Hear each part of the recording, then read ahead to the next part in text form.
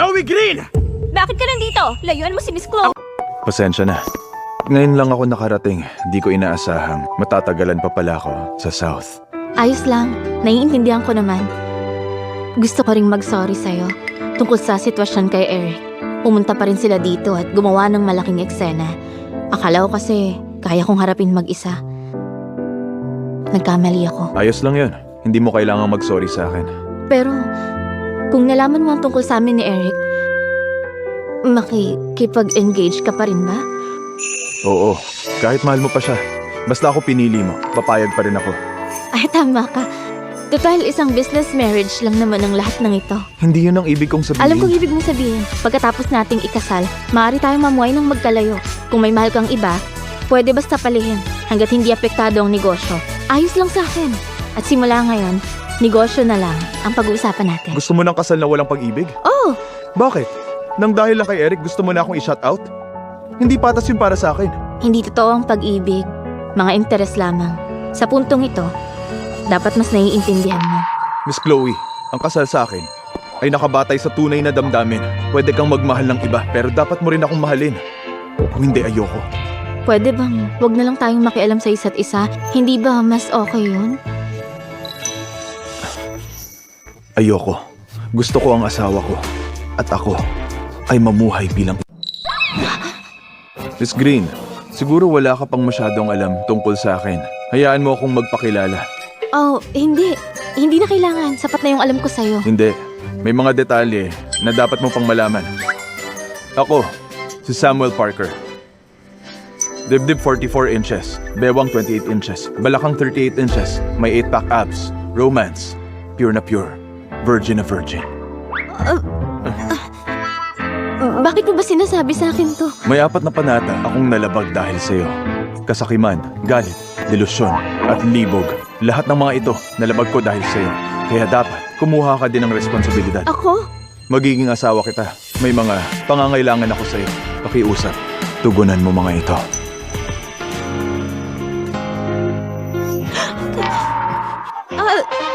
Ginagabi ka na. Umuwi ka na. Saan ako pupunta ng ganitong oras? Wala kaming property dito na malapit lang. Sinasabi mo ba na sa kalsada ako matulog? Sa araw ng engagement natin? Napakayaman ng mga Parker. Madali ka makakabok ng isang hotel. Chloe, bakit nandyan pa kayong dalawa? Ikaw, Sam, nakahanda na ang iyong kwarto. Magpahinga ka na at baka pagod ka na. Ano? Kailan niyo to pinlano? Ba't hindi ako na-inform? Katabi lang ito ng sayo. Ako mismo ang nagpahanda. Salamat. Ang dami niyo nang nagawa. Ang batang ito naman, hindi na tayo kailangan maging formal. Chloe, ipakita mo kay Sam ang kwarto niya at kung ano man ang kailangan, siguraduhin naalagaan siya. Oh, sige. Pa, ma, gabi na. Dapat na kayong magpahinga. Sige. Tara na, sige.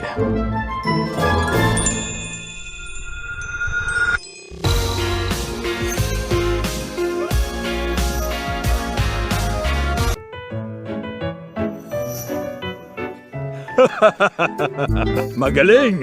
Mahusay kang maglaro. Kalmado at planado, madiskarte. Natalo mo ako. Pa, grabe naman kayo. Lamang lang naman ako ng kalahating puntos. Ikaw, akala mo hindi ko napansin? Pero maraming beses na pwede mo akong tinambakan sa paglalaro natin. Nagpigil ka lang naman, hindi ba? Siguro, pero hindi rin. Magaling talaga kayong maglaro. Binigay ko ang lahat, pero kalahating puntos lang ang panalo ko. Itong bulaklak na to, hindi ko talaga alam paano ko aayusin. Ma.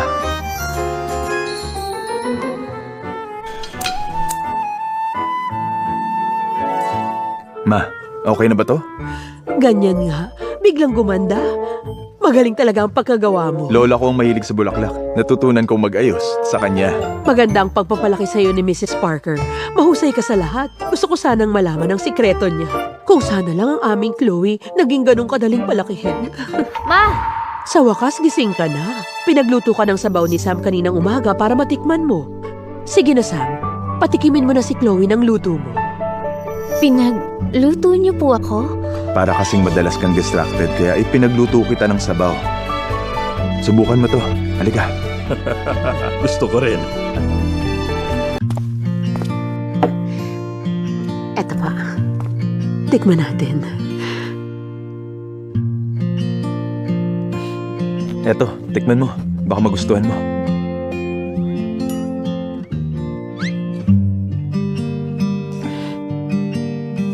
Isang umaga pa lang ang nakakalipas. Nahulog na agad ang loob ng parents ko sa kanya. Paano kaya niya nagawa yun?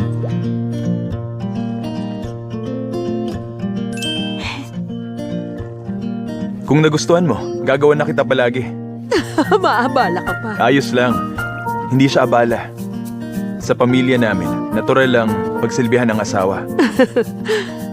Ang swerte ni Chloe, nakahanap siya ng katulad mo. At ikaw, dapat matuto ka kay Sam. Ay, teka. Mabait din naman ako ah. Oo naman. Kaya na. Chloe, dapat sa'yo, uminom ng marami para hindi ka mapagod mamaya. Diyos ko, ano kaya ibig niyang sabihin doon? Hihigpit ang ugnayan ng pamilya natin. Marami tayong tungkulin at gawain na kailangan magkasama nating harapin. So tungkol pala sa trabaho yun. Ano ka ba, Chloe? Ano pang iniisip mo? Pa, Ma, nakapag-isip-isip ako. Hindi naging sapat yung naunang kasunduan. Nandito ako para i-represent yung pamilya ko. Patingnan po nitong mga documents. Itong unang document, tumutukoy sa pamana ng lola ko. Sa oras na pumanaw siya, 50% ng lahat ng ari-arian niya, ireregalo ko kay Chloe. Itong pangalawa, tungkol sa shares ng kumpanya. Sa kasalukuyan, 51% ng shares ay akin. Yung 26% nito, ibibigay ko kay Chloe. Itong pangatlo, isang prenuptial agreement na ginawa ko. Kung meron akong magagawa na masama kay Chloe, aalis ako ng walang dala. Lahat ng ari-arian mapupunta kay Chloe. Sam, nababaliw. So ibig sabihin, ibibigay mo sa akin ang yaman mo? Eh, anong gagawin mo? Bilang mag-asawa, wala nang pinagkaiba kung nasa akin o nasa iyo ito. Hindi ko kailangan to. Intensyon mong mahalaga. Tama siya. Si Chloe ang magmamana ng Green Group sa future. Ang pakikipag-ugnayan namin ay hindi para kunin ang yaman niyo. Oo nga. Ang mahalaga ay ang maayos na pagsasama ninyo ni Chloe. Ma, Pa, hindi reliable ang verbal agreement lang. Bilang isang lalaki at miyembro ng pamilya Parker, meron akong isang salita. Panghabang buhay ito. Imposible yan. Wala akong pinirmahang divorce papers. Pumirma ka. Pati property gift agreement, ang pag-transfer ng mga stock, ang pagtigil ng pagpapagamot, at ang pinakahuling habilin mo. Pumirma ka sa lahat ng ito. Sa dati kong buhay, niloko ako ni Eric para pumirma ng mga dokumento. Inubos niya ang yaman ng pamilya ko at naging sanhi ng aking kamatayan. Pero si Sam handang ibigay ang kanyang yaman. Ito ba ang sinasabi ni Mama na nasa gawang sukatan? Mahal, pumirma ka na. Hindi. Hindi ko pipirmahan yan. Bawiin mo na yung mga dokumento. Kakalimutan kong nakita ko yan. Ayaw mong magpakasal sa akin? Ibinibigay mo sa akin lahat ng ari-arian niyo. Paano kung... Walang paano kung. Pinagkakatiwalaan kita. Ikaw ang pinili ko. Sige na, pirmahan mo na to. Gusto kong ibigay sa'yo ang lahat. Paano niya ako napapirma ng ganun na lang? Nabulag talaga ako sa kagwapuhan niya. Mukha kasi siyang tapat kaya pumirma ako. Napakalaking kayamanan. Binigay sa akin ng ganun na lang? Miss Chloe, meron kayong kailangang pirmahan. Zoe, paano kung may isang gwapo na biglang dumating sa bahay mo, tapos pinagluto ka pa, nagustuhan ng magulang mo, at binigyan ka ng malaking halaga at pakakasalan ka?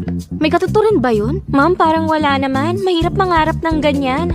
Parang nananaginip ata ako ah. Pero gusto ko sanang magkaroon din ako ng ganyan ka-romantic na kwento. Sige na, pwede ka nang umalis. Sige po. Chloe Green!